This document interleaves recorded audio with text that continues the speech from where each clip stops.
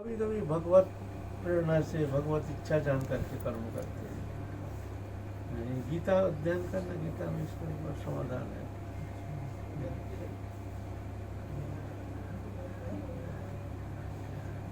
गीता में कहे दस्त कर्माणी नियम आरोग्य अर्जुन कर्मेंद्रिय कर्मोजिका सब कर्मेंद्रियानी नियम में आरोहती अर्जुन, कर्म इंद्रिय को संयम करके वृत्ति को संयम करके कर्म करते हैं।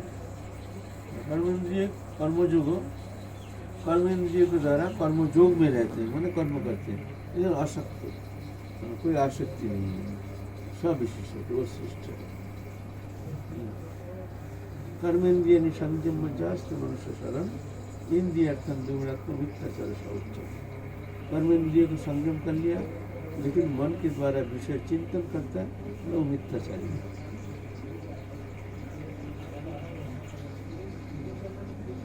ये कर्म को छोड़ दिया, लेकिन मन से विषय चिंतन करता है, लेकिन कर्म छोड़ दिया, वो तो मिथ्याचारी है।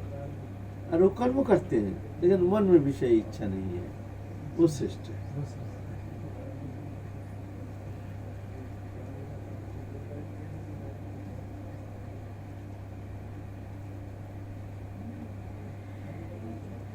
इसीलिए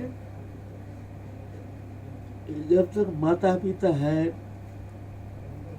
और थोड़ा बहुत मन में इच्छा भी है, संसार के प्रति आसक्ति है, तब तक विचार करके संसार छोड़ना कदापि उचित नहीं है। वो जाके हानिकारक हो जाता है। आगे चल के तुम्हारे लिए बाधा रूप में तुम्हारे भीतर भोग वृत्ति को बढ़ा करके वो तुमको आगे चलने में बाधा पहुंचाएगी। इसलिए जब तक थोड़ा भी इच्छा है और जब तक माता पिता है, तब तक घर छोड़ना उचित नहीं। माता पिता का सेवा करके, ये भी एक धर्म होता है, और धर्म पालन करना उचित है। माता पिता हमको संसार में लाए हैं, उनको शिक्षा प्रदान किए हैं, पालन पोषण किए हैं, तो पुत्र का भी उचित होता है माता पिता का सेवा। और ये सर्वधर्मान परित्यज्य मामेकं शरणं, इसमें भगवान ने कर्म के आश्रय को छोड़ने को ही बताया है कि माता धर्म पिता जो भी छोड़ने को। सर्वधर्मान माने क्या है? एक है धर्म, एक है परम धर्म। सर्वधर्म एक लौकिक धर्म होता है। सब दिन धर्म माने जैसे अग्नि का धर्म है गर्म, पानी का धर्म है शीतलता, बर्फ का धर्म है ठंडा, ये वस्तु का धर्म वृत्ति वो साथ साथ रहता है। बर्फ ठंडा, अग्नि गर्म, नींबू खट्टा, ये वस्तु का धर्म है। ऐसे हर वस्तु का एक धर्म होता है। शरीर है, शरीर धर्म है। शरीर धर्म क्या है? हमको खुद पिपासा, निद्रा, आहार निद्रा आदि सब शरीर का धर्म है। भूख लगेगा ही, तो लाख कोशिश करो चाहे हमको भूख नहीं लगना चाहिए, भूख लगेगा, खाना पड़ेगा, शरीर धर्म है। शौचादि क्रिया ये शरीर धर्म है। निद्रा ये शरीर धर्म है। शरीर है तो संसार है, तो संसार धर्म है। संसार धर्म क्या है?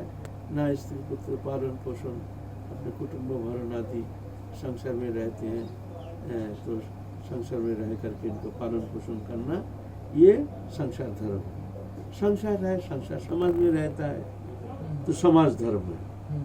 समाज धर्म है क्या? समाज का सेवा, समाज के लिए हमको कुछ करना चाहिए। समाज में ऐसा कोई अवैध आचरण नहीं करना चाहिए जो समाज के ऊपर असर करता है। तो ये समाज धर्म है। समाज रहता है राष्ट्र में, तो राष्ट्र के प्रति हमारी धर्म है। राष्ट्र धर्म पालन करना, देश का कोई नुकसान नहीं पहुंचाना, देश के लिए कुछ करना चाहिए, कायम वचन से देश के प्रति सेवा में तत्पर रहना चाहिए। ये राष्ट्र धर्म होता है। जब हम एक राष्ट्र में रहते हैं तो राष्ट्र धर्म ये एक हमारे स्वभाव होता है, उचित होता है ना। इसको कहते हैं लौकिक धर्म। ये शरीर संबंधी विषय, इसका जो धर्म है इसको कहते हैं लौकिक धर्म। यह धर्म साधारण धर्म। इसके ऊपर और एक धर्म है, वो है आत्मा। हमारा आत्मा वो ठाकुर जी से नित्य संबंध, तो ठाकुर जी की उपासना ही आत्म धर्म है, उसको कहते हैं परम धर्म। सभी पुंसा पर धर्म जत भक्ति अध्यक्ष भगवान ठाकुर जी में जो अंतःकरण की जो वृत्ति है, लगाव है, भक्ति है, वो है परम धर्म, वो है परम धर्म। तो शरीर धर्म तो अनित्य है, शरीर अनित्य है, तो शरीर विषय धर्म भी अनित्य है।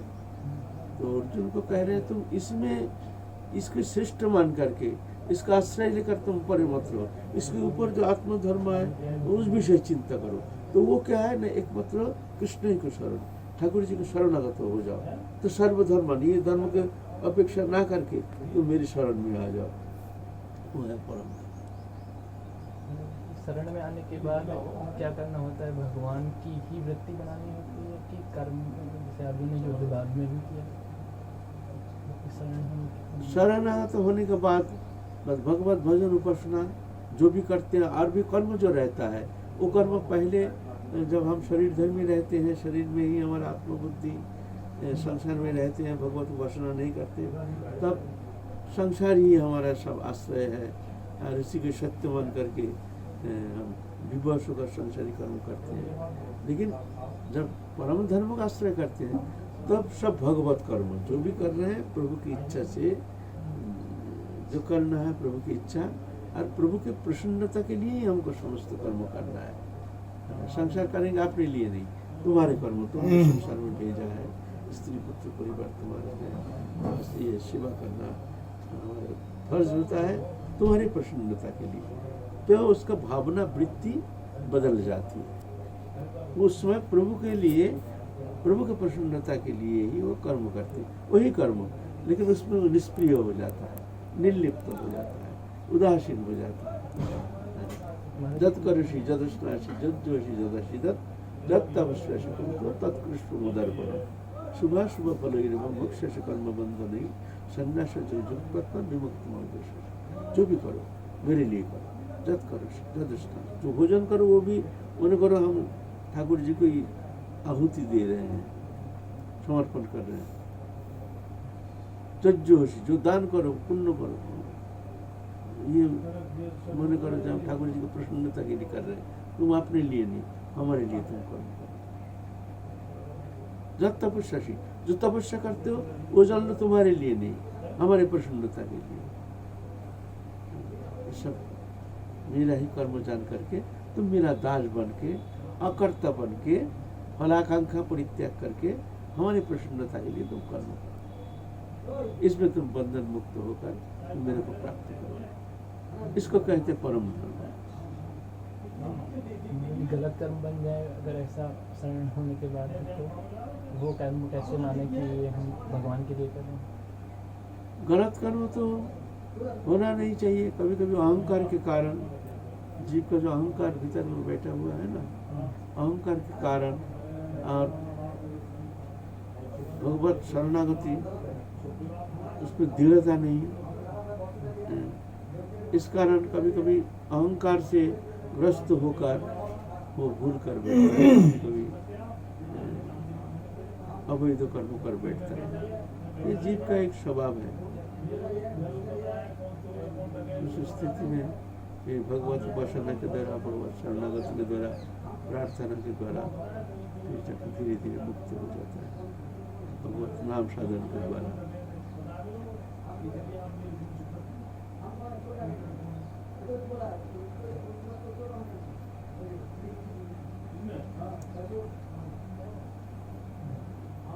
अच्छा बैठो ना, जिन्होंने घर छोड़ दिया, मतलब उसके बाद में उनकी बहिर्वृत्ति जागी, तो ये तो फिर हाँ हो सकता है ऐसा। कोई गारंटी थोड़ी है कि वो तुरीय अवस्था में साधक थोड़ी पहुंच जाता है।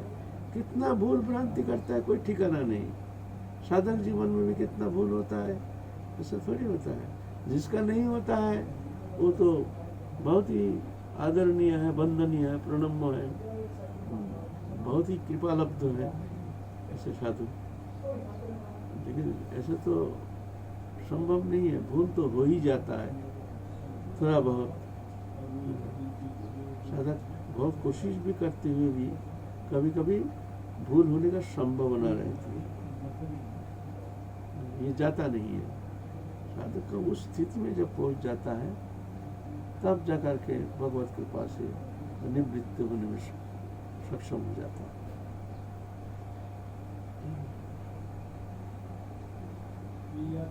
तब तक ट्राई चलती रहे। हाँ, और उसको सावधानी और चेष्टा, एक तरफ सावधानी और दूसरी तरफ चेष्टा, मन को संयम करने का चेष्टा, इंद्रिय को संयम करने का चेष्टा। मन भागे लेकिन इंद्रिय ना भागे, हम उस विषय को ग्रहण नहीं करेंगे। हमारा मन भाग रहा है विषय सेवन के लिए, लेकिन नहीं, प्रतिज्ञा विषय से दूर रहे, ऐसा। इसको कहते साधना, प्रैक्टिस करना। साधना माने प्रैक्टिस करना। क्या मन इंद्रिय समस्त इंद्रिय को हम संयम करने के लिए चेष्टा करते हैं। ये तो विषय को देखते ही खिंच जाती है अपने आप ही। तो बड़ा मतलब आज के समय में तो और भी आकर्षण इंद्रियों का इधर उधर रहता है। नहीं तो होगा ही, इसीलिए ही तो पहले गृहस्थ आश्रम में रह करके मन को संयम करने का चेष्टा करना, अभ्यास करना। इस तरह से अभ्यास करके जब परिपक्व हो जाता है तब जाके घर छोड़ देता है। परिपक्व ऐसी अवस्था में हो सकता है, ऐसी स्थिति में किस में? संसार की इस विषय वासनाओं के बीच में धीरे धीरे भगवत कृपा से क्यों नहीं हो सकता है। चांसेस कम रहते हैं। उसका पतन होने का भय कम रहता है। संसार है ना, विधि मूलक वो भोग कर सकता है, उसके लिए विधान है। सन्यास में ऐसा विधान है नहीं।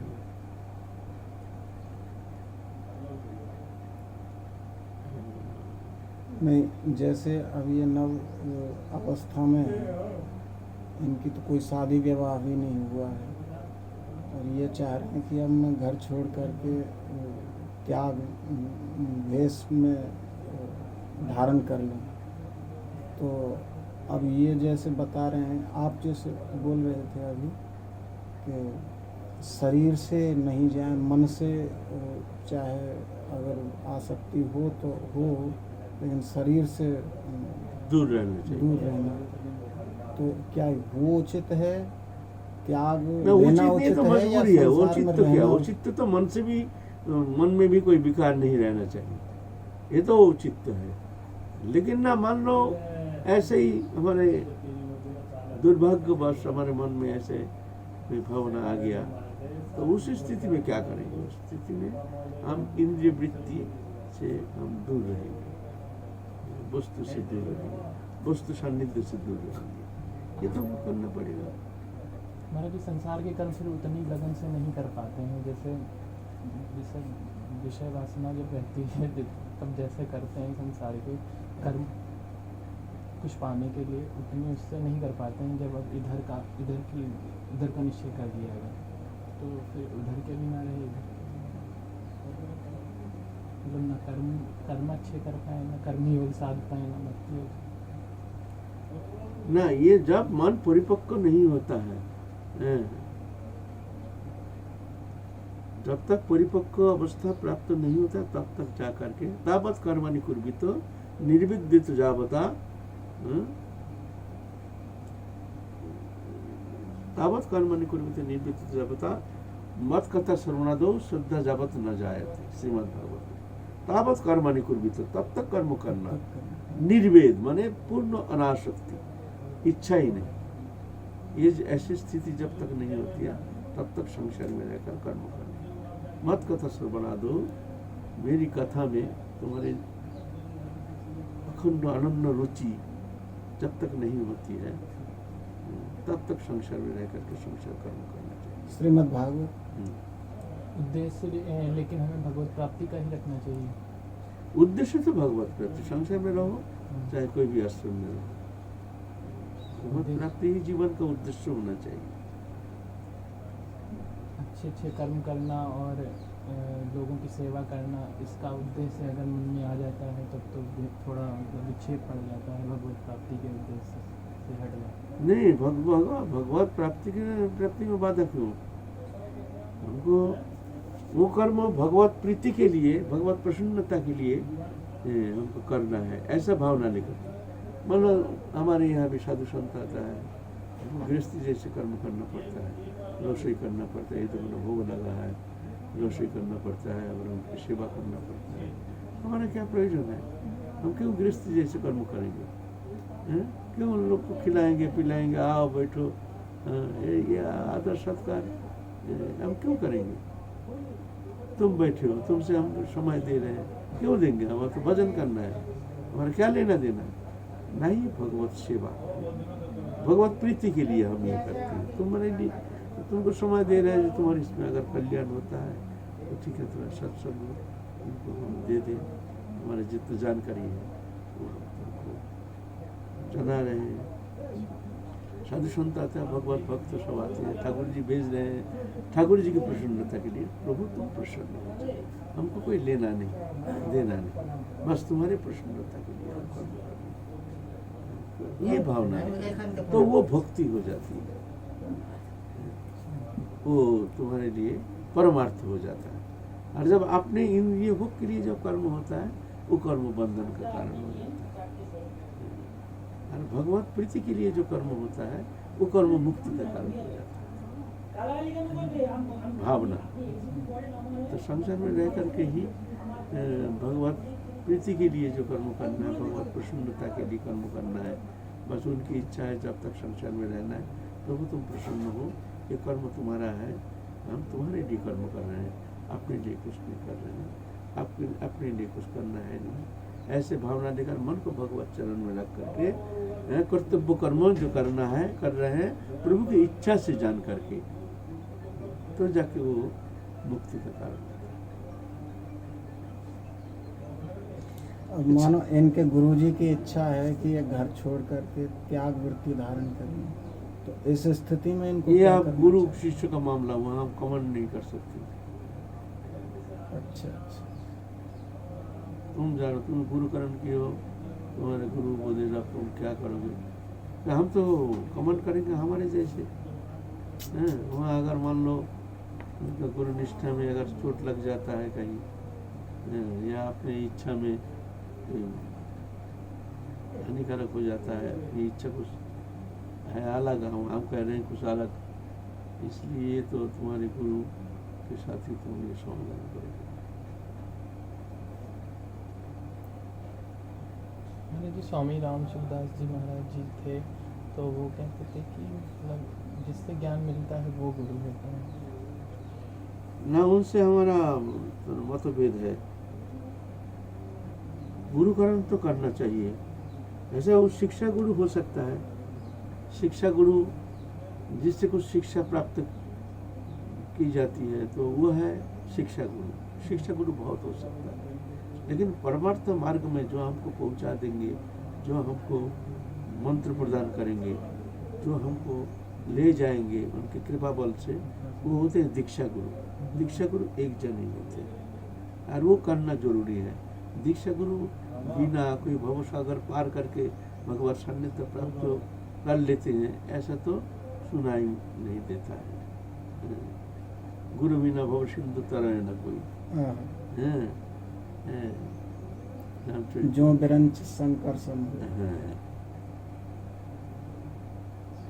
तुलसीदास जी के तो रामचरितमानस में गुरु आज्ञा ही फिर हमारा परम है। गुरु अच्छा लियो, हम देरी हो रहा है, तुम बैठो, प्रसाद पाके जाना।